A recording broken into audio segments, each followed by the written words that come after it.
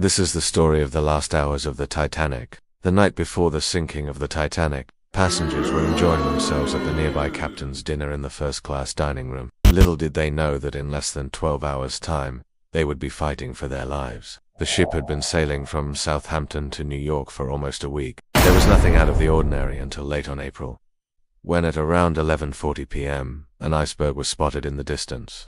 An iceberg, which is a large chunk of ice that is broken off from a glacier or ice shelf and is floating in open water, can pose a serious danger to ships. This is because they are extremely difficult to detect during the night when most of the ships are sailing.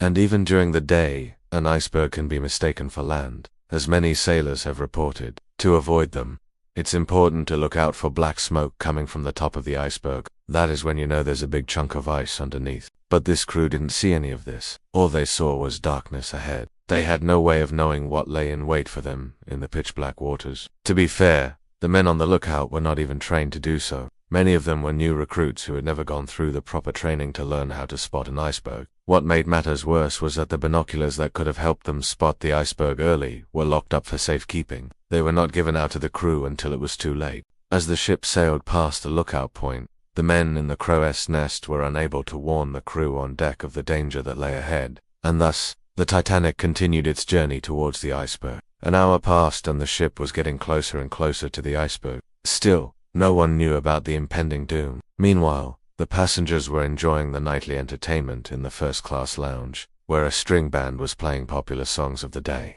On the lower decks, things were not so pleasant. Several crew members complained about the lack of coal, which was supposed to keep the ship warm. They also complained that the walls were very thin and the ship was freezing cold. Some passengers in the first-class cabins also complained about the temperature. So at midnight, Captain Smith went to the engine room to investigate. He wanted to find out if it was possible to turn off some of the cabin heaters to save on coal. His worst fears were confirmed when he learned that the ship was dangerously low on coal. But he dismissed these concerns and returned to his cabin. He thought that there was still enough fuel to keep the ship running for several days. On the outside, a fierce storm had begun, causing waves to crash against the hull of the ship. This made the work of spotting an iceberg even more difficult as the crew struggled to maintain their balance on the rolling ship. At 12:55 a.m. an iceberg was finally spotted, but by then it was too late. The ship was already on a collision course. The officers on deck shouted to steer the ship away from the iceberg, but their voices were lost in the howling wind. The captain immediately rang the alarm bell, signaling the crew to get ready to maneuver the ship. But this was not going to be easy. The ship was moving at a high speed of 23 knots, and maneuvering at this speed was risky. It was either they hit the iceberg or they risked swerving at high speed into the dark waters. The crew chose to hit the iceberg, and just after 1 a.m. on April 15, 1911, the ship struck an iceberg on its starboard side. The force of the impact shook the ship, and the crew rushed to the deck to find out what had happened. They were horrified to find a large gash on the side of the ship. The men raced to pump out the water that was pouring into the ship, but it was no use. The damage was too extensive. The ship was slowly beginning to sink.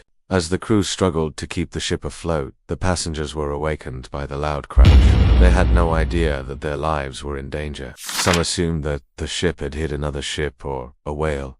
Others dismissed it as fireworks. Only a few people realized the next morning that the end of the world was nigh. Most passengers and crew members died believing that the ship had simply run into another vessel. The lifeboats were launched and passengers were ordered to put on life jackets. But there were not enough life jackets for everyone. The women and children were given priority, while the rest of the passengers and crew members were told to make themselves scarce. One lifeboat was scheduled for that day, but it had been cancelled due to unknown reasons. This meant that there was only one lifeboat available. As the passengers prepared for the worst, some of them began writing letters to their loved ones. Others prayed for a miracle. A few people tried to swim away from the sinking ship, but the icy waters were too cold and most of them died within minutes. Those who stayed on board the ship huddled together on the upper decks as the ship slowly began to sink. The captain gave the order to release the lifeboats, and soon the passengers were floating on the cold waters of the Atlantic. Many people died of exposure within minutes, while others were pulled under the water by the strong currents.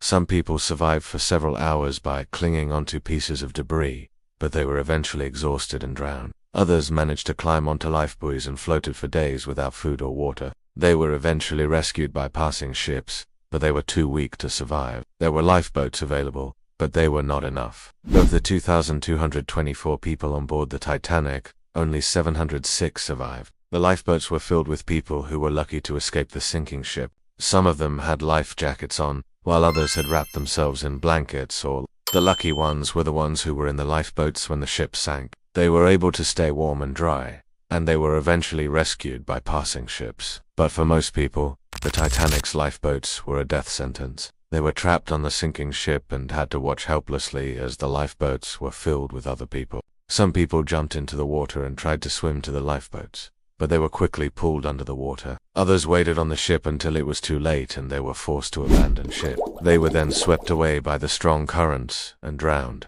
The lifeboats were the only chance of survival for many people on the Titanic, but they were not enough. Some people had life jackets on, while others had wrapped themselves in blankets or life. The lucky ones were the ones who were in the lifeboats when the ship sank. They were able to stay warm and dry, and they were eventually rescued by passing ships. But for most people, the Titanic's lifeboats were a death sentence. They were trapped on the sinking ship and had to watch helplessly as the lifeboats were filled with other people. Some people jumped into the water and tried to swim to the lifeboats, but they were quickly pulled under the water. Others waited on the ship until it was too late and they were forced to abandon ship. They were then swept away by the strong currents and drowned. At around 3:30 a.m., the ship broke in half and the stern rose up in the air. The people who were on the lower decks were thrown into the water and drowned. Some people survived for a few hours by clinging to pieces of debris, but they were eventually exhausted and drowned. Others managed to climb onto lifebuoys and floated for days without food or water. They were eventually rescued by passing ships,